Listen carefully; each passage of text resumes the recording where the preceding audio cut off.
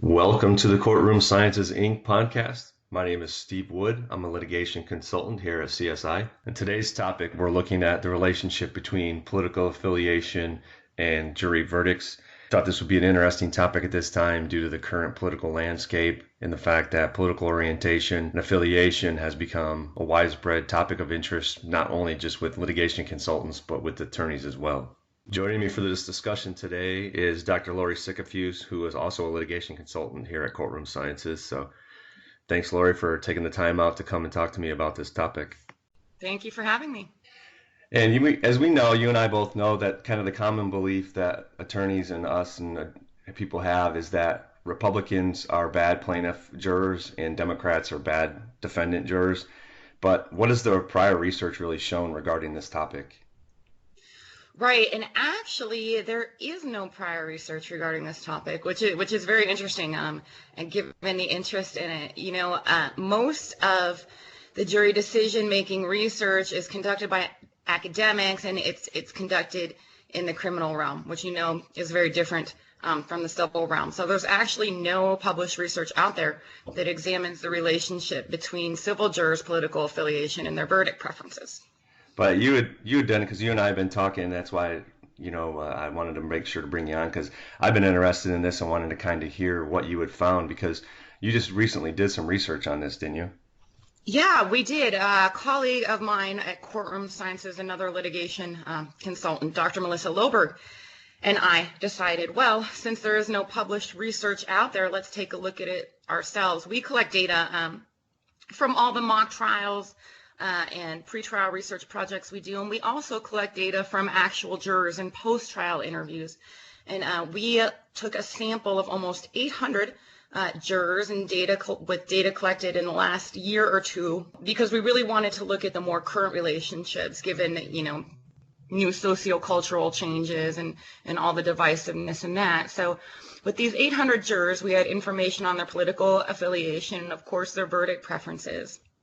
And what we found did support, the widespread belief that, yes, if you're a defense attorney, you may want to look out for those jurors who identify as liberal. And if you're a plaintiff's attorney, you might want to look out for Republicans. But it's really not that simple. So, yes, jurors who identify as liberal or Democrats are more likely to side with plaintiffs. And jurors that identify as Republicans or conservatives are more likely to side with the defense, but these effects are small. So, for example, in our sample, we still had about 44% of Democrats who voted for the defendant, 38% of conservatives who voted for the plaintiff. So it's obviously not a rule that you want to rely on. Interestingly, we also found that jurors identifying as independent statistically were more likely to favor the defendant, which is interesting and was a little bit unexpected. Yeah, and I wanted to stop you there and touch on that because as we found when we do our mock trials and focus groups and that we list out what people's political affiliations are. And it seems like nowadays we're seeing a lot more independents. A lot of people are not Republican, not Democrats. It's much more independent than we've seen before. And I know that's come as a surprise to attorneys as well when they're looking at it, this kind of rise of independence. So, but what do you make of that finding that independent jurors are more likely to side with the defense? I think, and again, it's not a black and white thing. It's certainly not 100% predictor. It's a small effect, but it is a statistically significant one. I think that jurors who identify as independent are maybe less likely, they have less of a need to identify with a particular group, with a particular category. They are okay with waiting for more information before they make a decision. They're not quick decision makers, and they can have beliefs that are, sort of ideologically inconsistent. They're okay with having, some conservative beliefs and some liberal beliefs, and those kind of characteristics are really what you want in a defense juror.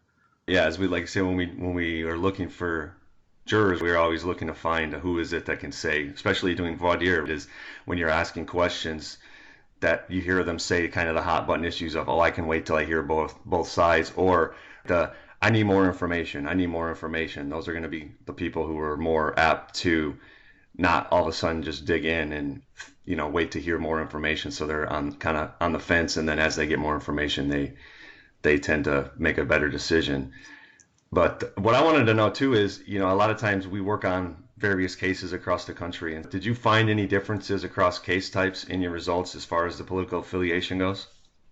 Interestingly, we did not. These effects held across a variety of case types. And in our sample, we had all kinds of different cases: intellectual property cases, your regular negligence cases, med mal. We had some employment in there, and we did not see any different effects. These effects were pretty standard across the board. Interesting. So if you had if you had an attorney who was listening to this and they say, okay, great, I get all the information about political affiliation, what would your advice be to them as far as whether or not they should use political affiliation as kind of this primary determinant for jury selection? I would say to use it, but definitely not as a primary determinant. You never want to make jury selection decisions based on one characteristic. And really that there are other juror characteristics that are just as predictive, if not more predictive, than political affiliation. So you really have to take jurors express political beliefs or what you know about their political beliefs by doing background research within the context of the case characteristics, the individual juror characteristics, and kind of analyze that as a package. Because, if you do make that decision based on political affiliation alone, our research tells us that you have a good chance of striking out, even though it is a predictor. It's a relatively weak one, statistically speaking. So can you provide a basic example, though, of what you're talking about as far as like what you would use or how you would look at this interaction between different characteristics when making jury selection decisions?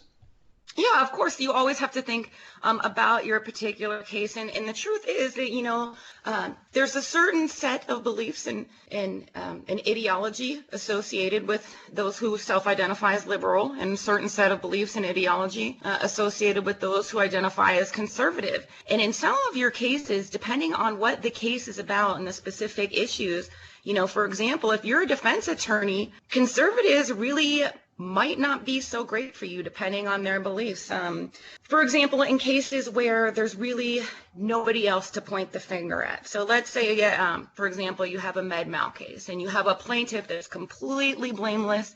There's nobody else to point the finger at. Very sympathetic, blameless plaintiff. The only thing really to talk about is were, procedures appropriate and causation. In those cases, when there is nobody else to blame and nobody else can be responsible, conservatives are actually more likely to want to help the plaintiff than even liberals are. And so you'll see if you get conservatives on those juries where the plaintiff is totally blameless, nobody else can be blamed except for the defendant, there's no one else to point the finger at, conservatives can actually be pretty bad for the defense in some circumstances and be very willing to hit them with high damages awards. Also in cases, for example, with infants, infant deaths, and those types of things in med mal cases, conservatives tend to be sometimes pretty risky jurors for the defense.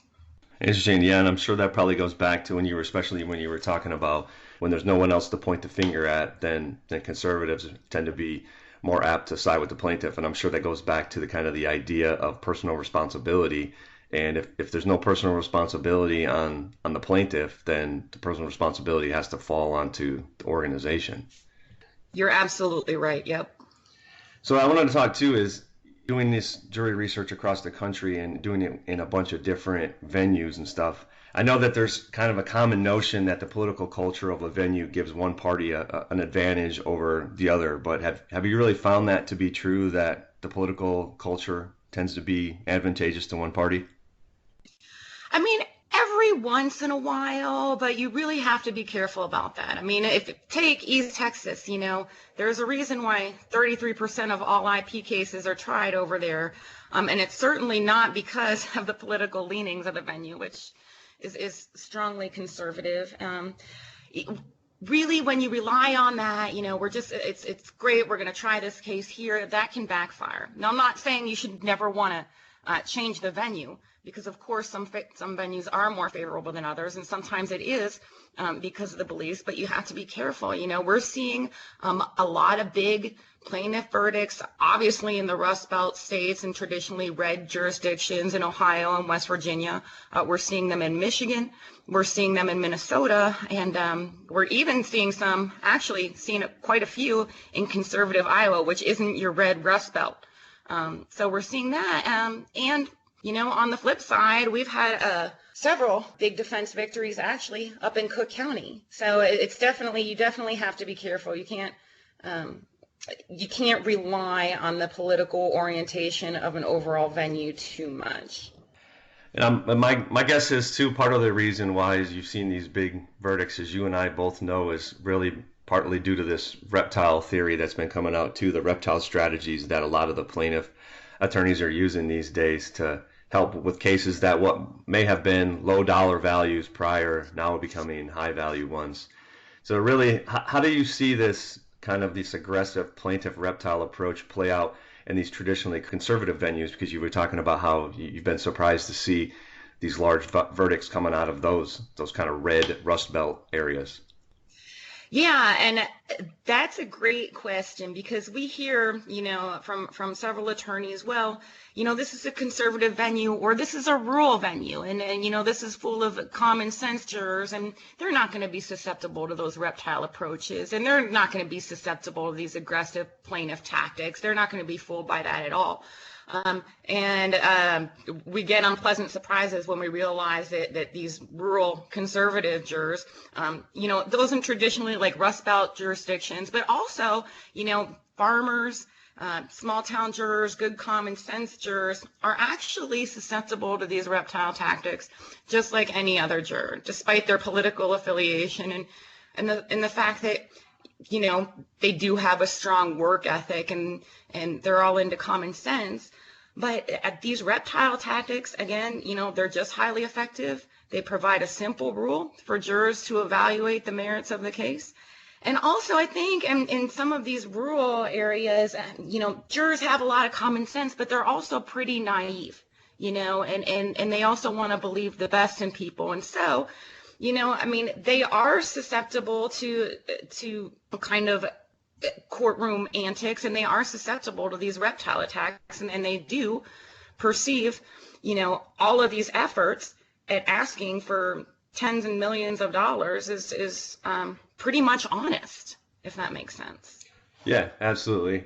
And I kind of want to switch gears a little bit and talk to you about a topic I know that's been of interest to all of us, and then as well as attorneys. Have you conducted any research on Trump supporters? I know there's a lot of times that people refer to the Trump effect, and how with Trump being in the White House now that there's just been this change in the landscape of the political field. And so I just wanted to see what you found, or if you've done any research on this kind of Trump effect in Trump jurors. Yeah, that's a great question. I'm sure you've heard, I know that you've heard as well, attorneys are very, very interested in Trump supporters. And, when we're in a jury selection, we always get that type of a question. What do you do with the Trump supporters? Who's a Trump supporter? I'm sure you've had that experience. Oh, for sure. Yeah, absolutely. So I guess what are your plans to do, or how are you going to move forward with getting any information, or do you have any plans to move forward with anything related to Trump effect? So we are currently collecting data from actual and mock jurors regarding Trump support specifically. We're compiling our data set now, and we're hoping to have the results of that soon. But what I can tell you, according to past research, with Trump supporters, you really can't make a jury selection decision based on who's a Trump supporter and who's not. There are several different types of Trump supporters that we know from prior research. For example, very widely cited study from the Democracy Fund Voter Study Group, there's actually 5 types of Trump supporters out there. And some of those types have characteristics associated with pro-defense jurors. And some of those types have characteristics that are pretty strongly associated with pro-plaintiff jurors. So not all Trump supporters are created equal. You really have to dig into those beliefs and those personality characteristics to find out what you're dealing with. Yeah, and one of the most interesting things that I've found is that you would assume that from a lay perspective that Trump supporters would all kind of skew one way or the other. So it's interesting to find out that that's definitely not the case. So can you give me an example kind of the different types of the Trump supporters and how that would be knowing the differences and the significance for jury selection purposes? They're pretty much all equal size except for a smaller group. So first, you have like your staunch conservatives. Staunch conservatives in terms of this research, so they comprise about 30% of Trump supporters, and they're how you would picture a typical conservative. They like traditional conservative figures like Ted Cruz and Paul Ryan. They're super loyal to the Republican Party. Those are individuals, those are the typical conservatives that often favor the defense. And you also have among these Trump supporters are these free marketers. So those make up about 25% of the Trump supporters, and they tend to be more fiscally conservative and socially liberal, but they're into free markets. They don't particularly like Trump, but back in 2016, they voted for Trump in order to vote against Hillary Clinton. Again, this group has a set of characteristics that you would most often associate with a pro-defense orientation. And then, you have these groups like the American preservationists is what they're called, and they make up about 20% of Trump supporters. And these individuals are economically progressive. About half of them reported positive views of Hillary Clinton in 2012. They watch a lot of TV, and they're much more likely to smoke than our other groups. Some characteristics that are associated with a pro-plaintiff orientation. And then you have another group which similarly sized called the anti-elites, and actually about half of them report positive perceptions towards Bernie Sanders, and they're very economically progressive. So I'll let you come to your conclusions on which side those jurors might favor, but you can see there's definitely a wide variety of kind of conflicting beliefs and characteristics among these groups. Interesting. But I guess the question really becomes is we know that there's very few things in the United States, especially that are as divisive as political affiliation. I've seen family members get in arguments with each other over certain political affiliation beliefs or views or topics or anything like that. So it's such a taboo topic to ask potential jurors as far as the way they approach their political affiliation. So how should attorneys approach this topic when they're, asking jurors questions during voir dire? That's a great question. I think the best thing to do is actually to conduct background research and social media or analyses of social media accounts. So, for example, you can learn, I think social media analysis and background checks are actually the most effective ways to learn about jurors. In many states, background checks will give you like voter registration. But what's really important is not necessarily, yes, the political orientation, but also how strongly they feel about their political beliefs and ideologies, whether or not they take any actual action. Are they part of groups? Are they part of organizations? Do they donate money? Do they advertise their political beliefs? Do they post a bunch of stuff about it on Facebook?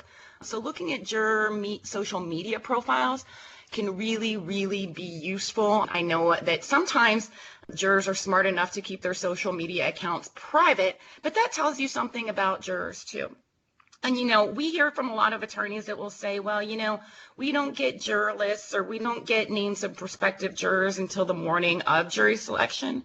And while it's ideal to get that list, a few days before if you can, you'd be surprised at what we can find out about prospective jurors just within an hour or two of getting that list. If you think about the wealth of information on social media, there's really no substitute for that, especially, I think, for defense counsel. More so. It's valuable for plaintiff's counsel as well, but for defense counsel, pro-plaintiff jurors are just more likely to post, and they're more likely to publicly post. So that's something to think about. There are lots of proxy questions that can get at political affiliation and orientation. So, these proxy questions are often more predictive than just asking about political affiliation themselves if you're doing that in oral voir dire. Juror questionnaires are great. I've had many experiences where many judges have allowed a question about political orientation on the juror questionnaire. But again, there's lots of proxy questions where we can get at that without directly asking. One really great question is for jurors, well, what do you think is the most important problem facing the U.S. today? And then what should be done about it? And that will tell you way more about a juror than simply asking what their political beliefs are.